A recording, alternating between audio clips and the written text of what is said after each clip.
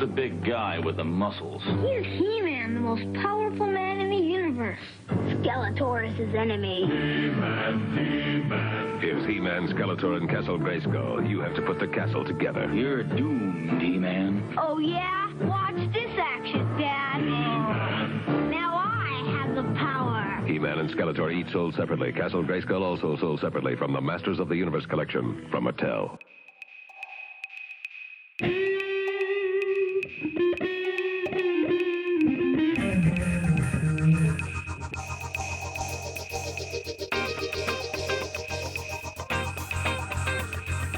Zachy his son is your host on this most epic journey through pop culture's past. Hold on to your butts. This is Nostalgia Theater. Brought to you by the Movie Film Podcast.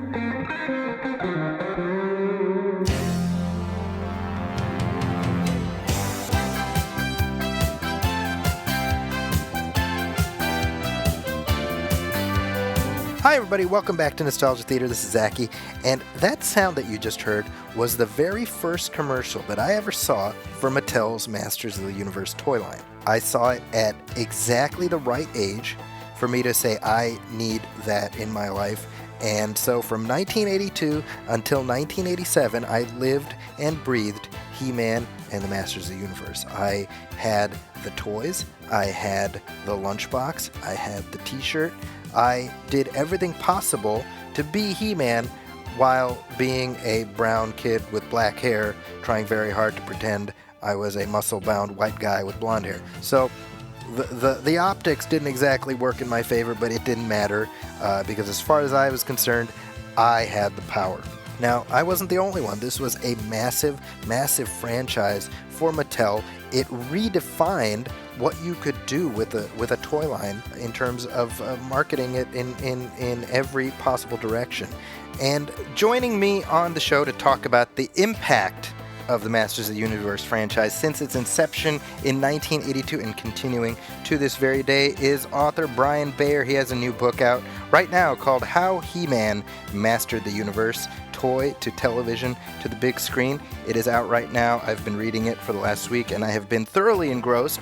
Now granted, I am a massive Motu fan, but I think even if you're not, the insights that are provided into the making of a multimedia franchise will be of interest to you. Brian, thanks so much for coming and talking He-Man with us here on Nostalgia Theater.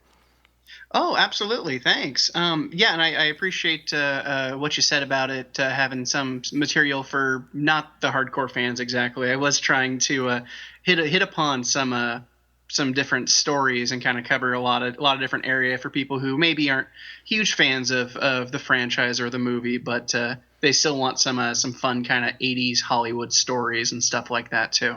And there are many of those. Now, as far as the He-Man franchise go, actually, before we even get into sort of the meat and potatoes of how it came to be, let's talk about your egress into it. How did you discover He-Man?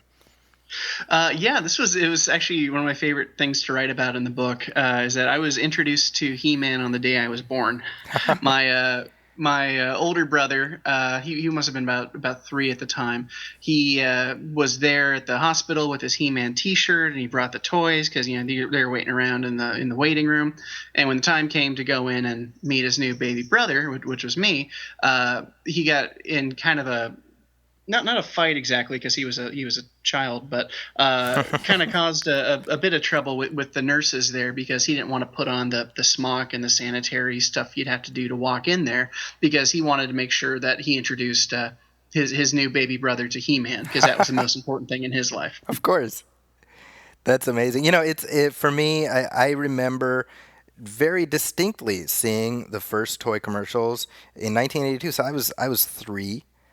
Oh, okay. And that's a good age for that. It was the perfect age because I was old enough to know I was seeing something, and I had enough cognition to know this was something I wanted. And I remember going to Toys R Us with the R.I.P. Toys R Us. By the time you're listening to this, I remember going with my mom, and we got He-Man and we got Skeletor, and it was something that it was probably the first thing that I felt in my young life at that time was mine in a way that, for example, Star Wars, which I loved, was not mine. That was my brother's that I also loved.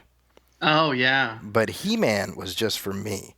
And and what I remember most is we had gotten a whole mess of that. That first wave, I had them all. I had Beastman, I had Merman, Man-at-Arms. I think we even had the Wind Raider. And we moved to Saudi Arabia. And so in Saudi Arabia, I mean, toy stores were not plentiful like they are here. And so I had what I had. But in '84, I think, when the cartoon started, we got a VHS, like a third generation dupe of they did like a 90-minute movie, right? With like the first three. It wasn't the first three episodes, but it was Diamond Ray of Disappearance. I remember that. Right. Tila's Quest and Colossor Awakens. Right, and they kind of bridged them together as best they could. Right, they had like the sorceress, and right. I'll tell you what I remember most. Watching that cartoon for the first time was the sense that, wait a minute, this is a thing that they do? They can turn toys into cartoons? Like, it never occurred to me that... it was first time, so yeah. That's understandable. And so I it's funny because now it's on Netflix, and my boys, they do watch it every once in a while. But those 3 episodes specifically, I have such affinity for. Even now, at pushing 40, I can put on, Tila's Quest. Oh, yeah. And I'm moved by it. I'm genuinely moved by that episode specifically because it is incredibly poignant and emotional. Yeah, no, that's definitely a highlight of the first season, I think. And it's funny you mentioned the kind of the movie cut of those episodes, because I was recently at the Emerald City Comic Con. Just kind of, I went there with my brother actually, and I always like to check out the bootleg tables, and I'm not sure if how legal those things are, if I should be saying that right now. Well, it's out there in the world now, Brian. But they had a DVD of a bunch of the old He-Man commercials and a lot of that stuff that was out there at the time, but didn't really make it onto any of the box sets or any things they're putting out now. Mm-hmm. And included in that is that 90-minute cut of the 3 episodes all linked together. So I've been meaning to sit down and watch those, as I got a better reason to do that now. Yeah, I mean, and man, I wore that tape out. And again, it says something about the power of the property, right? Because there was plenty of stuff that was aimed at kids, and it's easy to look back in hindsight and sort of be like, why this? Like, why was I so into this? And I know I wasn't the only one, because this was a multi-billion-dollar property at one time for Mattel. So maybe that's something you can illuminate a little bit based on your own research. I mean, where did He-Man come from, and why did he fly as high as he did? Oh gosh, it's a really tricky question, I think, and that's what makes it such an interesting one to ask. That's something in my book. I got to interview some people. I didn't get as in depth with it because there's just so many interviews and so much stuff out there. Well, and Brian, not just that. You've got. I mean, I'm sure you saw the Toys That Made Us episode. I mean, you've got. They say success has many fathers, right? And here we go. We've got all these fathers demanding a paternity. Oh, absolutely. Yeah. There's so many people who are there and happy to take credit for whatever they can, which is understandable. I think it's something I like to kind of ask people about or look into. Where did He-Man come from? What made him so popular? And it's he was really kind of born of a committee in a way. There was a lot of people who were doing their own things. They kind of in this really wonderful way, enough great minds kind of synced up.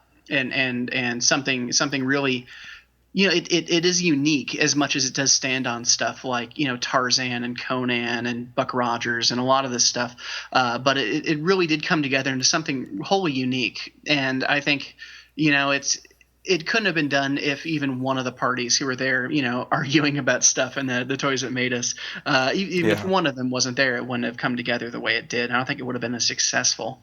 For as far as the staying power goes, that's something that I think everybody has a different opinion about that as far as what makes it work. What I really enjoyed when I was talking with Bill Stout, William Stout, the production designer for the film. When I asked him about it, he said that there's something so powerful about these archetypes, about the strong heroic good guy, the skull-faced evil bad guy. These are ideas that have been around forever in so many different forms, and they come to life in such sort of a pure way with Masters of the Universe and He-Man and Skeletor, and I think that's the reason why it comes together so well and is so successful, is it because it speaks to people on that really kind of primal level for what we like in our stories. So, I mean, even before the movie, I mean, if we think of the movie as sort of putting a pin on that original incarnation, right? I mean, I think that's a fair way to sort of set our timeline. Yeah. We say the cartoon show started about 2 years after. Was it 80? It was 84, I think, right, when the cartoon started. I think it was tail end of 83. Okay. I think, yeah. So like fall of 83. Right. Yeah, that sounds right. Okay, so we had about a year before the cartoon started that this thing still managed to permeate, and what's interesting to me is the cartoon sort of came in and created the mythology that like 80% of people who are He-Man fans think of as, oh, well, this is what it is. Right. But before that, you had the storybooks that were included with the toys. Right. And you had the DC comic book, which was similar to what the cartoon did, but different, and it was very different from what those storybooks did. So, did you find anything out about how did they decide how to shape this mythology? Because it went through so many sort of permutations before it ended up as the Filmation one, which we can sort of think of as the once the cement hardened, that's what we were left with.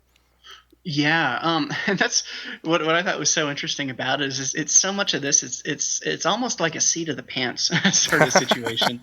These were people who the mini comics coming with the toys. Those were basically just there to fill in some sort of narrative for the characters, because they weren't able to say this is a tie-in to a popular film or this already is based on a TV show or anything like that. They were making this up kind of as they went. Yeah.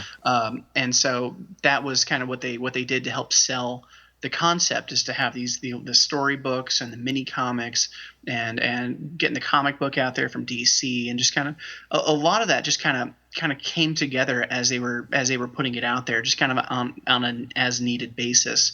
Because of that, there wasn't a very strong sense of continuity between anything. Yeah. And so once the cartoon got started, Mattel and the people who were there in kind of the story side of things from the toys, they were involved, but really it really became a Lou Scheimer's baby with Filmation.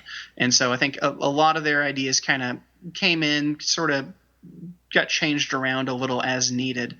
But there was a year or so there where you were getting one version of the characters from the mini comics with the toys. You were getting another version of the characters from the Golden books or the Lady Bird books in the UK, and then you're getting another version of the story from the cartoons. And it took a little bit of time for the cartoons to sort of dominate everything else. And you can see the evolution of the comics and everything slowly start to reflect what they were doing on the screen. Yeah, those original, like before even they became comic books, they were storybooks. Mm-hmm. And you read those and you're like, what version is this? It's so, it's kind of hilarious because it's this gorgeous art. I want to say it's Alfredo Alcala who did the art. The original ones, yeah, absolutely. Yeah, and it's gorgeous, right? But the stories are just like, it's almost like you handed somebody the toys and they, you don't give them any information, and it's almost like a writing exercise where you're like, write a story that includes this, this, and this, and then they come back to you with this, and you're like, well, okay, I guess that's a story. Oh yeah, I think that's just about it. I'm not sure how much kind of forethought or planning went into it. I know a lot of the designers and the people who were there making the toys initially had some of their ideas that were kind of informing the creative choices they were making, but those didn't necessarily play out in any other medium. I really liked seeing Mark Taylor's done interviews about designing Man-at-Arms. Yeah. And his initial thought was it was going to be like the sci-fi story Sows the Rope, where there's this advanced civilization that fell into decay or whatever like that, and so you're looking at a middle-aged or like a middle-aged society in the modern day who are digging down for artifacts that are so much more technologically advanced. And so he said that was his idea with Man-at-Arms, is he's digging up and repairing and finding all this great old technology that he's not really inventing, but he still is the more sci-fi character in a barbarian world. Because so kind of like Thundar the Barbarian a little bit. Yeah, absolutely. And I was really like that concept, and it's something they mention a little something in those early stories about the Great Wars and stuff like that, but it never really goes anywhere, and then they drop it once they find new writers. Yeah, it's kind of a shame. I do like the idea, and this is something that Mattel has done recently as they have sort of fleshed out the saga by virtue of some of the more recent toys. But I like the idea of a world that exists before we enter the story. Yeah, absolutely, and that's stuff you got more kind of as the franchise moved along. You'd get into stuff like the creation of Castle Grayskull, and even the cartoons when those rolled around in the second season. You'd got the previous sorceress who had we see the flashbacks of how our sorceress kind of became the new sorceress and stuff like that. But yeah, in the old days, the original stories didn't have as much. I don't think they had as much time or as much space to really kind of dig into stuff like they do now. Yeah. Well, let's talk about the cartoon show, because I mean, as I said, that's I'm fairly confident that when you talk about just 85%, 80% of people who are He-Man fans, their way in was this cartoon show. Talk about how different that show was, how revolutionary it was at the time that it emerged. Yeah, and this is really one of the reasons why I wanted to write the book in the first place. Is when I kind of there were a couple kind of nuggets of information I'd come across and think, gosh, how has nobody written about this yet? And one of those things was about the creation of the action figure line, is that it had never been, or the cartoons being based on the action figures, and how it was revolutionary. Nobody had really done anything like that before. And the reason why nobody had done that before is it was actually kind of illegal.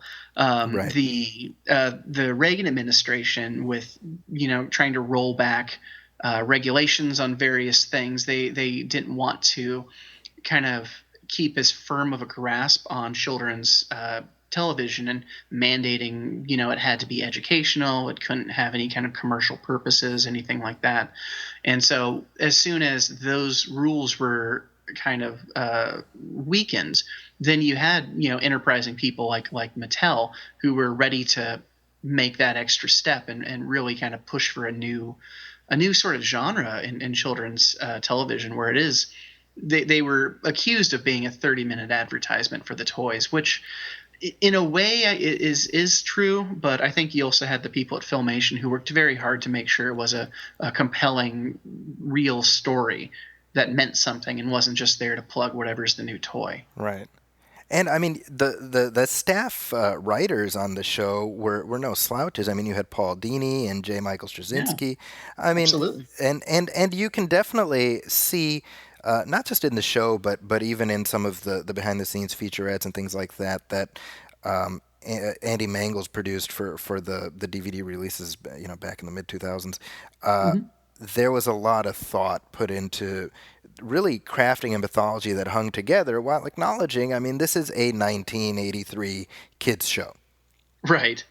Yeah, there was only so much they could do with certain things, and other things that really, they had probably not even considered being an option. There's sort of a new field they were kind of developing as far as kids television like that goes. So it's interesting, and it's quaint in its ways when you go back and watch it now. But when there's stuff like when Orko shows up at the end of the episode to talk about the moral of the story and stuff like that, and it seems so hokey now, but that was for in one way, that was the way to get around the angry parent groups, but that was also a thing that people like Lou Scheimer felt very serious about, and they wanted to make sure that, if this isn't going to be, Schoolhouse Rocked, at least it's something that can still have a real kind of positive purpose in the lives of kids.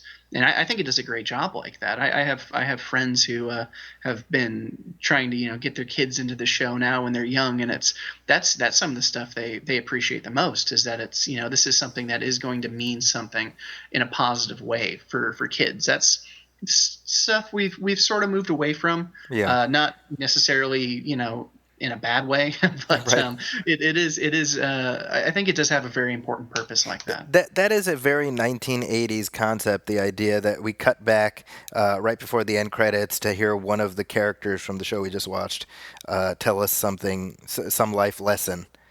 Right, and it's oftentimes the lessons in the stories themselves weren't exactly subtle, but we still got Tila or Man at Arms or Orko pop up at the end to talk about it. Yeah, I mean, it's what you're describing is really true, and it occurs to me by virtue of the fact that they were trying to make this show somewhat educational, or at least have sort of plausible deniability vis-a-vis the toy commercial aspect of it. They really made Skeletor sort of a source of comedy rather Right. than being a villain. And can you talk about that a little bit? How much effort did they make to make him not scary, considering he's a big skull face guy? And I would imagine if you're a kid, that's kind of scary. Yeah, that was definitely a very, very conscious decision they were making. They wanted to tone down the violence, no matter how implied it was. They wanted to tone that down, and they also wanted to kind of steer away from a lot of the scary imagery.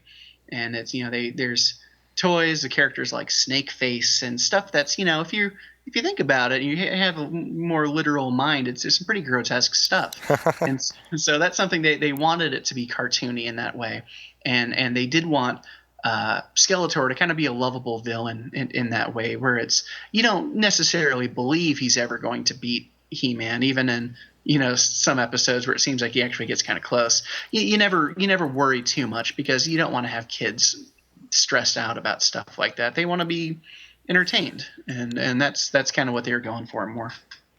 So we had 2 seasons of this show, 130 episodes, and you just look at that number and you're like, that's unheard of. Yeah, that's they certainly don't make them like that anymore. It's they're trying to kind of corner that after school market, which is another thing that the Masters of the Universe TV show is very cutting edge about doing.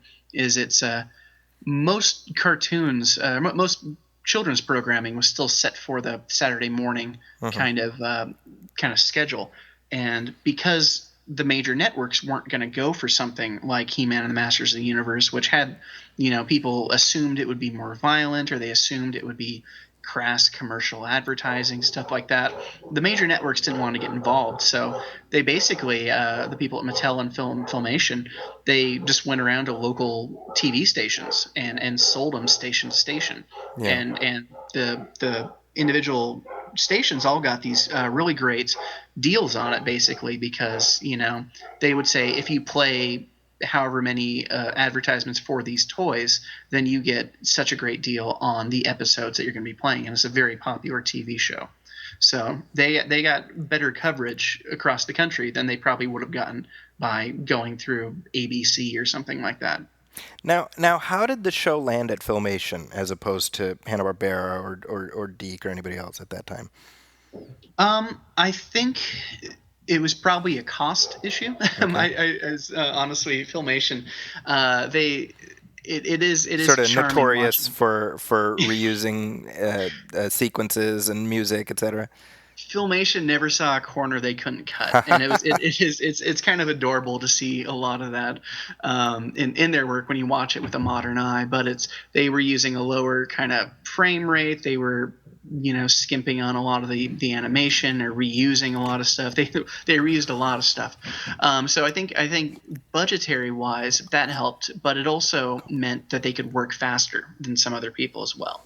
So that's I think that's a big reason why they got involved, and also the people at Filmation wanted to make the show because they saw it as something where they were going to be able to have more creative freedom with a big brand than they would get when they were making, the Archie shows or something like that. This is something they could really take a little more possession of and kind of do the kind of stories they wanted to do.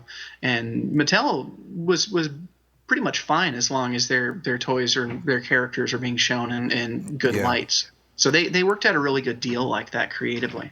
Now, was Filmation, were they kind of at a downward swing at this point? Because, I mean, they sort of owned Saturday morning through the 60s and 70s.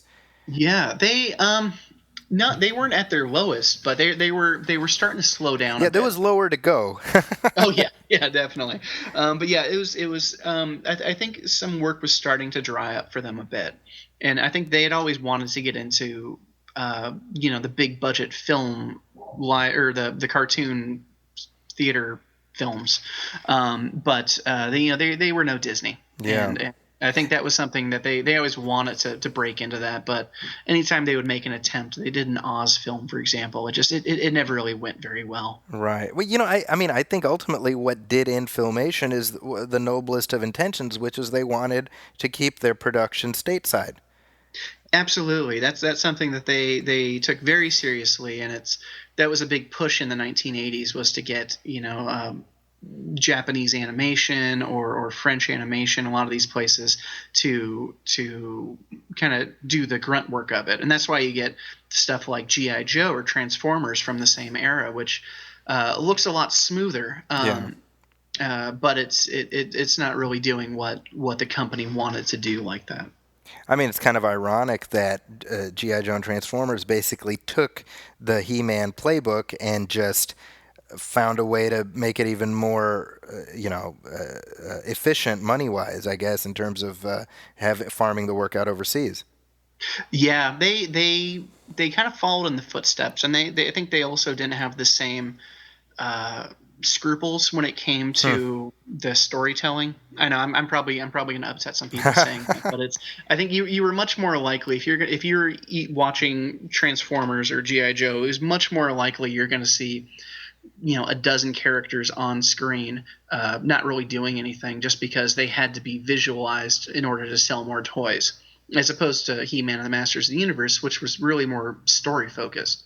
And you got characters like the Sorceress and Orko who didn't even have toy counterparts at the time, and those were the real driving forces of a lot of the stories. So with that in mind, as the show went on, I mean, it ended at peak popularity. I mean, it realistically could have continued past its second season, and the audience still would have been there. But instead, they shifted gears to She-Ra. Can you talk about that transition a little bit and what led to that? They had a formula worked out where it's the reason they were doing 65 episode long seasons is because that way you could do math. I want to say that's about a quarter of the year. School days, you'd have a new episode every day. I think that's right. Yeah, so I clearly went to school for writing instead of math. But, so that's 165 episode season. You got a quarter of a year of no repeats for episodes on every school day.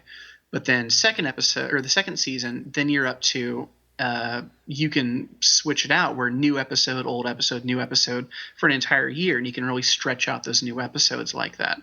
And when it hits the point where they were looking at making more He-Man episodes, it just really wasn't economically as good of an idea because there were still so many episodes that could be spaced out where you were, kids watching it weren't necessarily going to be seeing repeats all that often, given just the number of episodes there were. So it really, financially, it didn't make as much sense to do that. So they did choose to kind of spin it out and kind of ride that popularity to make,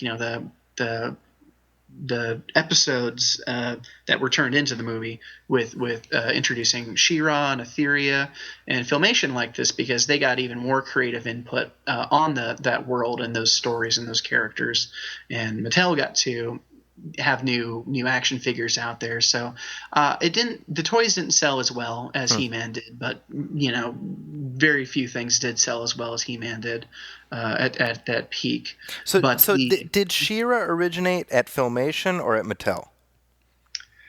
I think the official story there is it was a joint production. Okay. I think I want to say, it's a lot of this depends on who you ask, and Sure. this all happened so long ago. Everybody's memories are a little different on stuff, but I believe the way I heard it was that Mattel wanted to do another show, and they wanted to do sort of a spin-off. And Lou Scheimer and a lot of the people at Filmation had always wanted to do more with kind of empowered female characters. So they said, why not introduce He-Man's sister? And I know they had come up with the name She-Ra as well. But that's the story I heard. So that is somewhat true depending on who you ask. Yeah. Well, I remember reading that the original concept for her name was Hera, like Hera. That's right. They wanted to get something a little more of a classic name. Yeah. Everybody who worked on the cartoon hated the name He-Man, and most of them didn't like Masters of the Universe either. They wanted to get something that was a little more classical god sense. You get Ra, like Egyptian god, or Hera, like you said. They wanted to get something that was maybe a little more subtle than He-Man. Right. And it's funny because certainly I would imagine for you it's the same as for me. Like, we just took it at face value. Oh, okay, his name's He-Man. Yeah. For the right audience, they don't think about that sort of thing. but definitely as an adult, and I've appreciated the attempts, in the years since where they have tried to sort of find a in mythology reason for him to be called that. Right. Yeah, and it's you get that a lot with anything that's any franchise that's stuck around as long as He-Man has. There's always some excuse. The S on Superman's chest stands for hope. It's Right. that sort of thing. Speaking of Superman, I mean, another corollary with Superman is giving He-Man a secret identity, which to me it's the hold my beer to everyone who says that Superman wearing glasses is a bad secret identity. Right. Because right. He-Man, his secret identity involves him taking off his shirt and getting a tan. It's the tan. That's the part that sells it. I think. They're like, "Where's Adam?" Yeah. No, it's you sort of, but no, you're much more tan. You couldn't be Adam. Yeah. Well, that was something that interested me. Is I actually hadn't realized it when I started working on the book. Is that the concept of Prince Adam was actually not original to Filmation. That was an idea that had come up in the DC Comics. Yeah. Yeah. So they'd done that, but then you're like a lot of stuff you come across in the cartoon series is they were sort of limited by the animation. So there's really maybe 2 body types on that show. So just in order to reuse a lot of the same animation and a lot of the same movements that you'd just be tracing over, they ended up looking pretty much the same. Yeah. But I mean, again, as you're saying, I mean, that started in, because it was an issue of DC Comics Presents where Superman meets He-Man. Right. People say Avengers Infinity War is the greatest crossover of all time. I say, look at that issue of DC Comics Presents. But, I mean, even in that, I mean, it's not a Billy Batson turning into, Captain Marvel situation. It's the same as what they did on the TV show. Pretty much, yeah. And the Billy Batson similarity is something that I think was intentional because Filmation had done a Shazam show. Yes, and I think that's something that they had enjoyed telling those kinds of stories. And it's when you have a human character, a fallible sort of, weaker type character who's able to turn into somebody big and superhero, like you have that element of wish fulfillment, and you get a lot of that stuff that the young male audience really enjoyed, and so that's something I think they were happy to embrace that element. Yeah, and I mean, I think on the show, I mean, there's an episode, I think it's called The Problem with Power, if I'm not mistaken.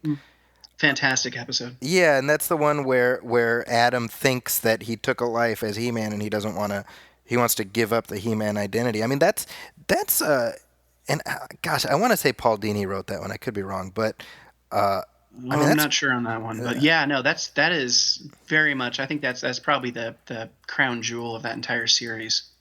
that to me is the type of stuff you could do in the second season of a very successful show. Yeah, yeah, it was surprisingly mature for that show, and it's I think because they have built it up so much where it's here's He-Man, he's going to throw you into a mud puddle, stuff like that. It was the action and the violence was very safe and very sanitized. So when something like that happens, it's a very human reaction that the characters have, and so that's an episode that anytime I watched, I'm always taken aback by how well it's done. Yeah, absolutely. Especially given the limitations that Filmation, more than other animation houses of the time, was already functioning under. So you've got like storytelling limitations, kid vid limitations, and then animation limitations. And there we go, Yeah, absolutely. I feel like animation limitation should have been like Filmation's tagline. As much as I have such nostalgic adoration for so much of their output, but yeah, I mean, we got to keep it real. They were, and by the way, just by way of correction, the episode "The Problem with Power" is written by Bob Forward and Leslie Wilson. So I want to give credit where credit is due. Thank you. I was wondering if I could type silently enough to Google that because it was going to bother me. So I appreciate you looking that up. But given that, okay, so 2 seasons of that. She-Ra, I think, lasted 1 season. It was 3 seasons actually, but really? There was 1 full season of 65 episodes, and then there were 2 shorter seasons that it came out to 90 some episodes. 93. That's episodes. Right.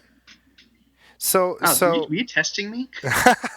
I'm Googling this stuff as I'm talking to you. So. Oh, okay. I'm sorry, Brian, you have failed the test. The episode is over now.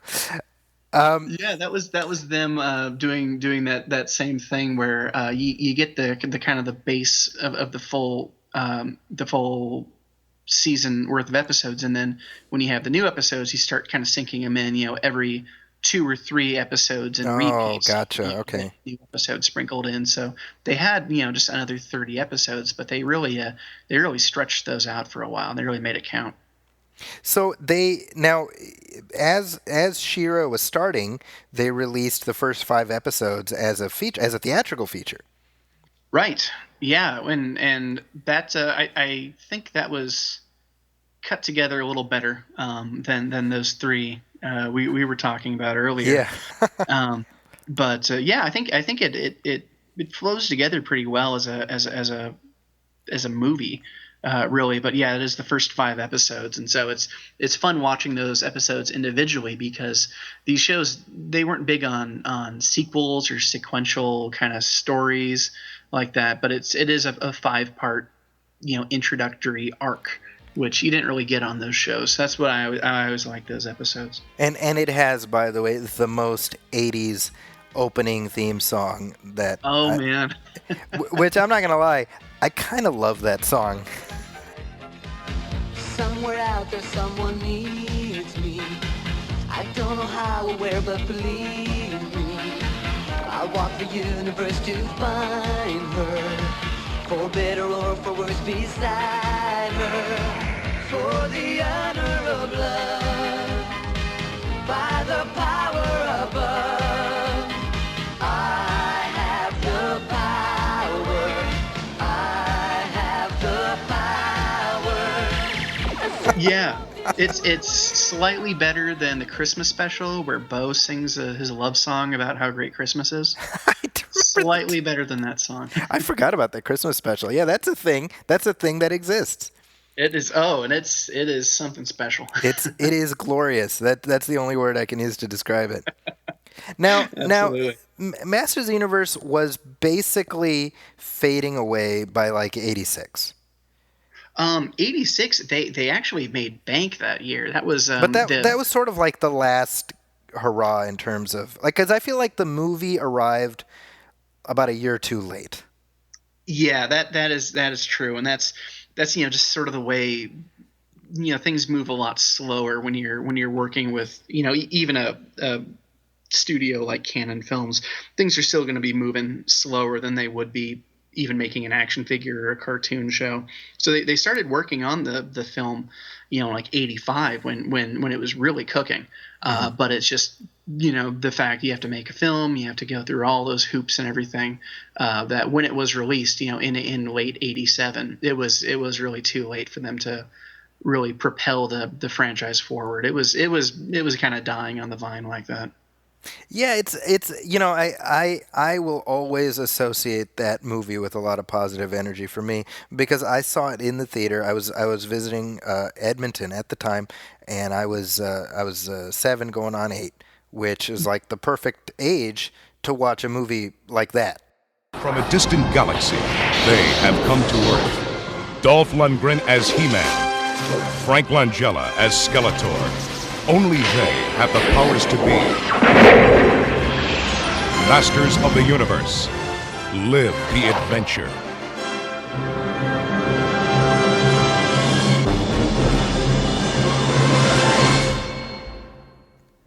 So were you not upset about the lack of Orko or Battle Cat? What's funny is I really wasn't. It's fascinating to me to think about my reaction to it in hindsight because I just took it completely at face value. I was just like, well, Orko's not in this adventure.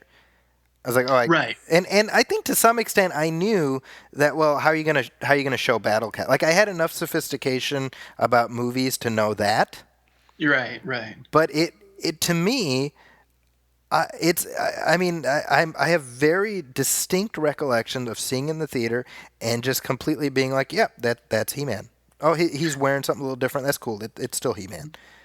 That's a great reaction to have, especially at that age, because I know that as much as I love the movie, I know that did let down a lot of people because they wanted to see kind of what they knew.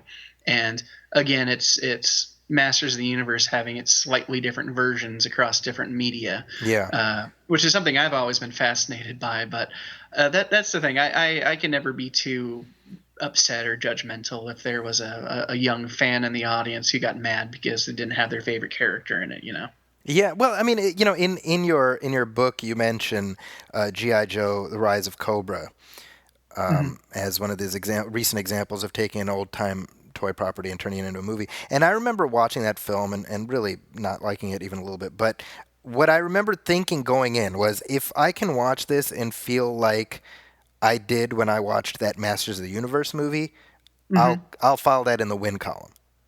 Oh yeah, because I think the older we get, the more we do have that understanding that things are going to be a little bit different, or there is some, limitations that they especially had in '87 as opposed to they have now.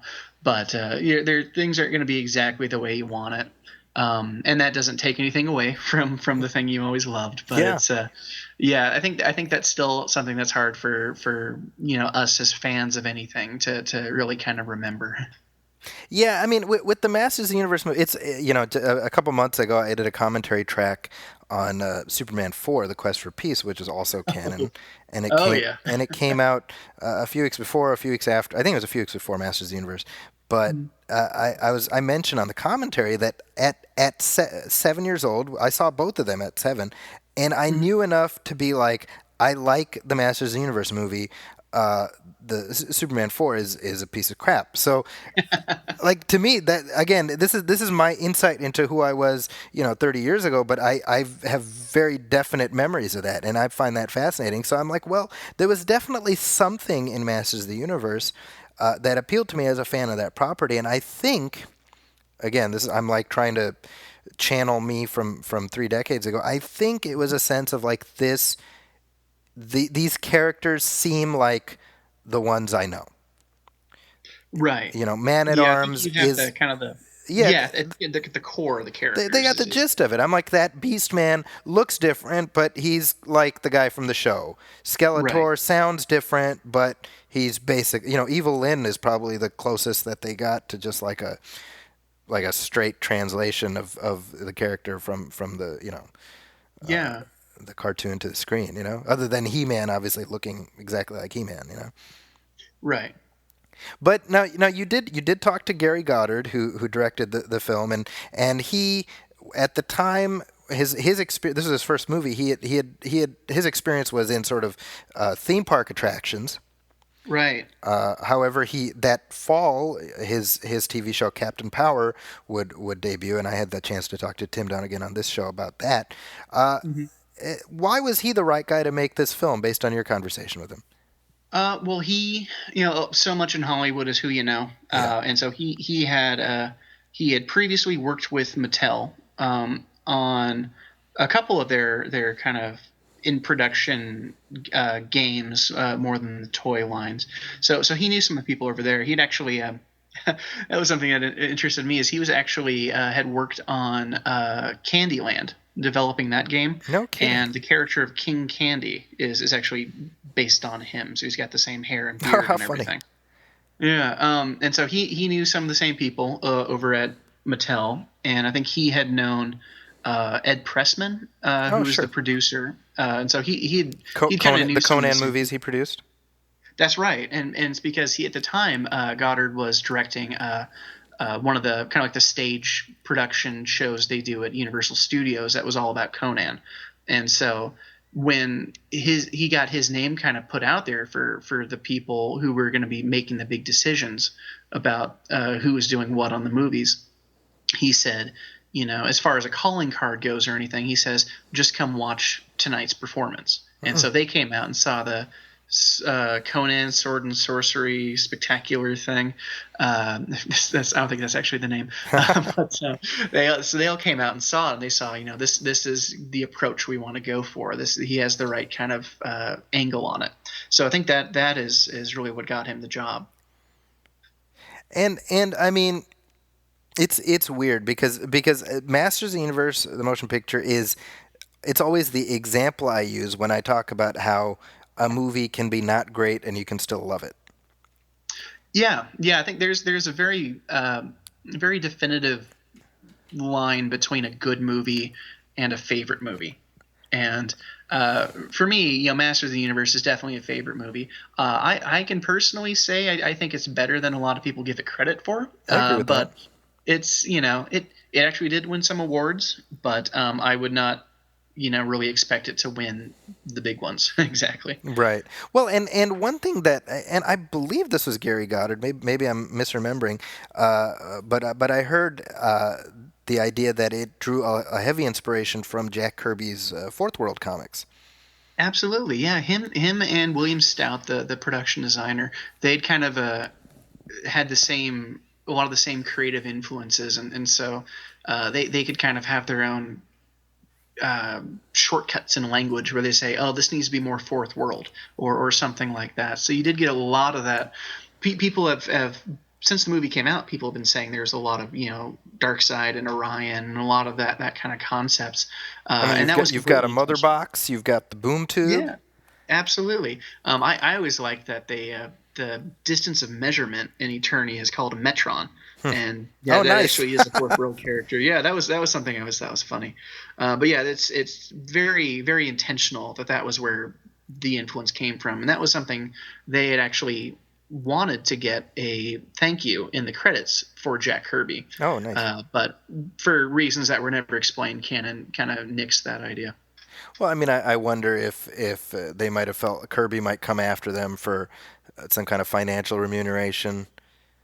Oh gosh, yeah, that could be the case. I would hope he wouldn't be that. Yeah, sort well, but I can see Menachem Golan and Yoram Globus, given their sort of notorious skin flintiness, that being something that comes up, Yeah, that's definitely, that sounds like something they would probably have in their minds, whether or not it was a real issue or not. So here's a question. I mean, you and I were talking about this movie with obvious affection. I would assume we're not the only ones. So where was the audience? I mean, how come this movie didn't perform? I think a lot of it was the fact that the toy line and the cartoons were slowly working their way out of syndication at the time. The toys weren't really selling. 87, it was just a nosedive for toy sales. And so there was a lot of people not just He-Man across the board, you're saying?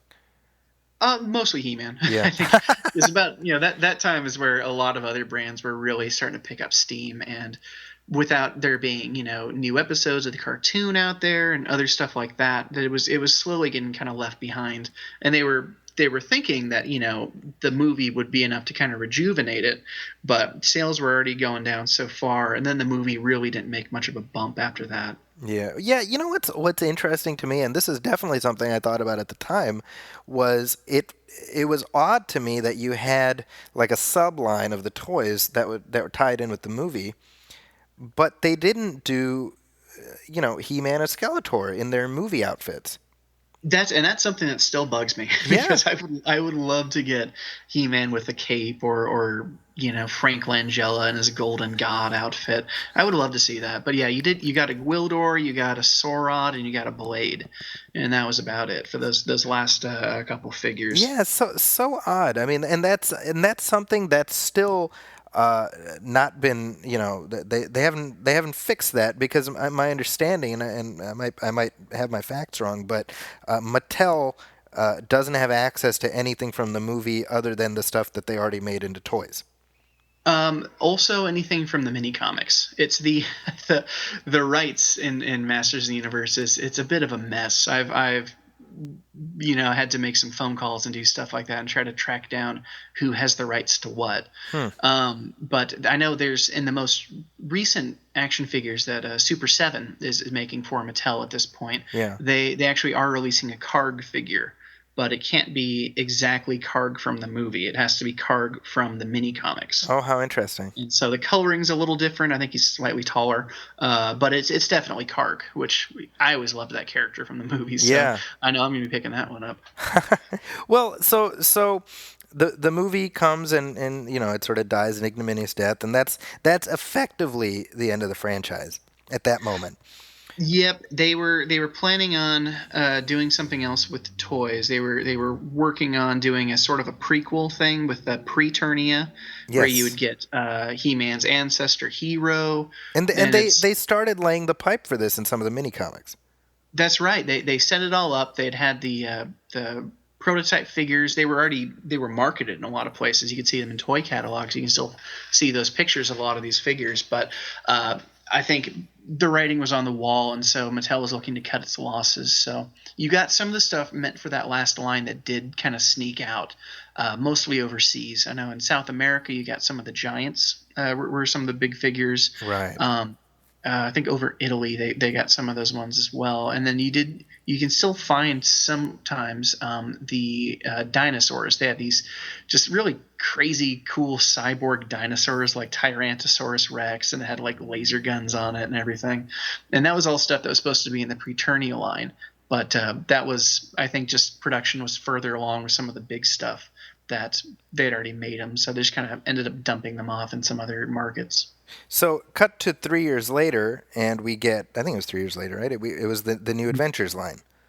Yeah, and that was something I think pretty much anybody you'll talk to who was there at Mattel at the time said that was a mistake from the get-go. Was they should have let a little more time pass, because I think a lot of toy stores were still frustrated with Masters of the Universe as a brand, because they just got pallets and pallets of these toys that weren't selling.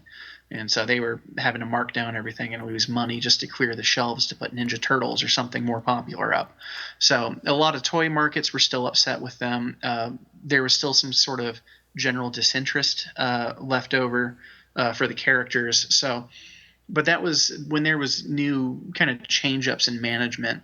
That was one of the things that they initially wanted to do right away was, how can we make He-Man cool again? What can we do for that? And so they did spend a lot of time trying to find a different approach for it, and they ended up on kind of the Star Wars style space fantasy stuff. So yeah, you did get the New Adventures of He-Man, and the toy line for that was just called He-Man as opposed to Masters of the Universe. That's right. Yeah, and he had the ponytail and the pants. And, which, you know what? I'm not gonna lie. This is an unpopular opinion. I bought that He-Man. I bought the Skeletor. I really liked him. I liked a lot of those designs. Like Slushhead is one of the coolest designs you'll ever see. Yes. And yeah. how great was the laser power sword toy? Oh, it was great. The big one that made the noises. Like there was a lot of really cool stuff they did. But overall, I personally, I've tried going back and watching some of those episodes, and I do not care for them as much. Yes. This It's is funny. very I that, you know I bought the series. I don't know if you remember this, but like I think it was like 05, 06. They and gosh, the company that did it is defunct now. I don't remember who they are, but they did every He-Man series in a way where if you lined up the spines, it was a whole like a oh mural. yeah, yeah, I've seen those. Yeah. So it was like 3 volumes of the original show, or 4 volumes I think, and then you had 3 volumes of She-Ra, 2 of the new He-Man, and then I think 1 volume of the early 2000s show, and it's this beautiful thing, and it takes up so much space on the shelf, but it's so gorgeous. I don't want to get rid of it, you know. Oh man, I'd forgotten about it. I gotta track this down now. That's great. Yeah, I'm curious. I mean, they're out of print, so I'm curious because I don't know if those sets are just larded with behind the scenes featurettes and I mean a really nice array of production material. So I'm curious if that stuff has gone up in value. I would imagine so. I think a lot of this stuff is very kind of a niche market, and so if certain people like myself who didn't jump on it at the time, they're probably going to want to pay more money to get something. Yeah. You can't overestimate a fandom like He-Man's. It takes a very kind of persistent fan to stick with a brand like this over the years and over kind of some false starts and missteps. When you still have people that are out there buying the comics and buying the toys and going to like conventions like PowerCon or Grayskull Con over in Germany, it takes a very dedicated kind of fan, and I've always really admired that in the Motu fandom. Yeah. Well, and the New Adventures show, we had 1 season, I think 65 episodes, that went away. And then for about 10 or 11 years, the show went away. Right. They did a commemorative re-release of the original toys. Right, yeah, from the original molds and everything like that. In like 2000, I want to say. Yeah, it was 99, 2000, something like that. Now that set, I have the entire one in sitting in my garage, and I just love it to pieces. I've bought like people listed on eBay like those figures, but out of the outer box, and they were selling them dirt cheap. So I got those for my kids so that they could have that experience of opening a Masters of the Universe figure and playing with it. Oh, that's so cool. And I love the box art on those, the kind of explosion with the asteroids and everything. It's so cool, and that just fantastic kind of retro way. I love it. It's really that original. I mean, to me, just holding those original figures in my hands is enough to just launch me back in time, 35 years, and make me 4 years old. Now, that being said, I really briefly I want to mention the 2002 animated series. Which I just adored this show. It's so good. Yeah. It's fantastically good. It's one that I know I caught some of on Cartoon Network when it was coming out at the time.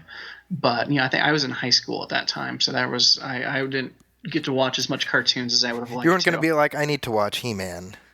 I'm not. Oh no, I did, but I can't hang out on Saturday night. I have to watch He-Man. Yeah, and it's I kind of had didn't catch as much of that as I would have liked to at the time, but it's something I have gone back and been watching more, and it does such a great job of kind of updating and still embracing a lot of those concepts. You have the characters that look right and sound right, and they do everything you would want them to do. Yes. But the animation is fantastic, and the fight scenes are amazing, and it's basically a perfect show for people like us. Yeah. And it's such a shame. I mean, it did not go the distance, and that has less to do with the show specifically than the fact that Mattel really kind of shit the bed when it came to selling the new toys. Yeah, I think that they kind of dropped the ball with a lot of that, and there was so much of that, with the variants of the same figures, and then there would be 15 different samurai He-Mans on the peg, but you couldn't find a Ram Man anywhere. They didn't really do themselves any favors with that, and it was really a shame to see the cartoon suffer for it. I remember at that time because I had just moved to the San Francisco Bay Area from Chicago as that line was getting started. So before I moved, I had gotten sort of the key, first wave figures, so He-Man, Man-at-Arms, Skeletor, etc. And then, I come to California, and I can't find any of, like, from future waves, I can't find, Tila and Prince Adam and all this other stuff. So literally, I happened to be at a Toys R Us at the time, and I saw somebody who was doing the same thing I was, just going through, and I'm like, nope, there's nothing there, but like Dragon Armor He-Man or whatever, And so this guy, who, God, I wish I could remember his name, but we exchanged contact information. And he was like my guy to buy figures for me, and then I'd meet him. I was like a crackhead. I'd meet him at the mall, and I'd be like, "You got the stuff?" And then I'd give him like the money. I mean, it was crazy. And it occurs to me now, I'm like, that it should not be that hard to buy toys. Yeah, absolutely. I think especially at that time you didn't have Amazon, or you didn't have the internet was around, but it wasn't what it is now, where you can track down pretty much anything you want for toys. Yeah, I mean there is something to be said for the thrill of the hunt, but it got a little much. It wasn't a thrill. It was like a duty at some point. You're like, all right, here I go, ready to be disappointed again. Yeah. No. Oh, absolutely. Now I know that we're running out of time, so as we sort of wrap things up, that the O2 line faded away, but even that has not been the end of He-Man. So let's sum up a little bit. I mean, what does He-Man mean? I feel like it hasn't maintained visibility the same way, for example, as like Transformers, which, if we're talking about 80s properties that have just really transcended that era, Transformers is like the crown jewel, the Matrix, if you will. Oh, absolutely. Yeah, they've been very consistent. Even more so than G.I. Joe, where there was always something out there. It's very impressive. So where are we with Masters of the Universe? I mean, will it ever be what it was, or is what it's at what it's going to be? I don't think it's going to be what it is now forever. Mm-hmm. Right now, it is kind of boiled down to a lot of the very hardcore fans, and there's a lot of people who do take it very seriously. But then there is a lot of kind of cultural awareness at the same time. Like, I don't know if you saw those commercials, the Money Supermarket from the UK. Yes, I did see that. Yeah. Oh, those are fantastic.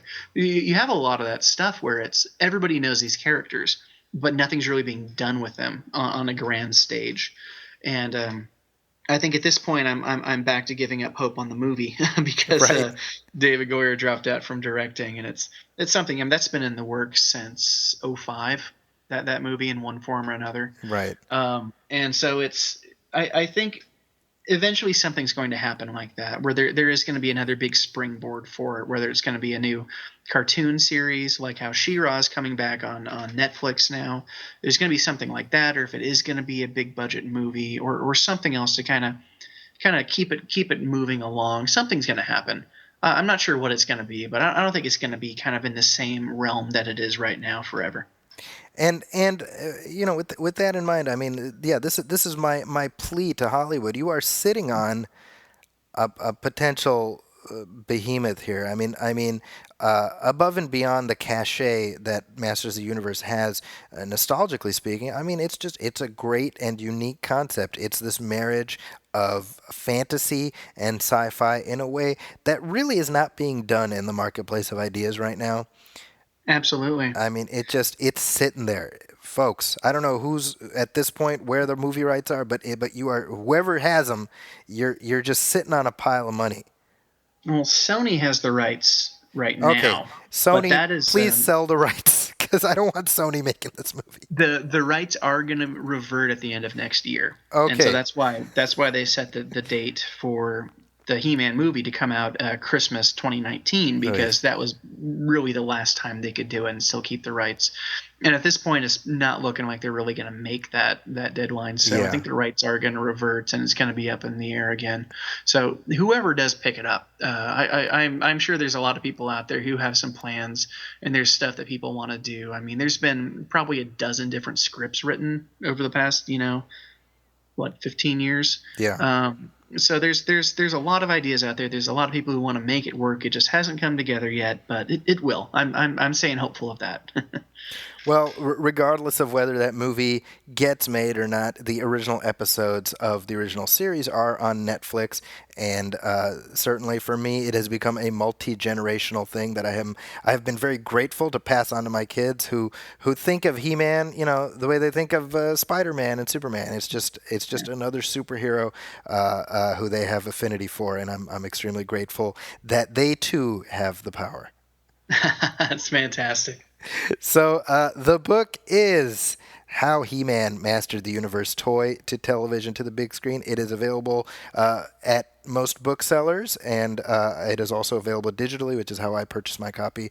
It is by Brian Baer. Brian, thank you so much for coming on the show and geeking out with me about one of my most beloved childhood icons.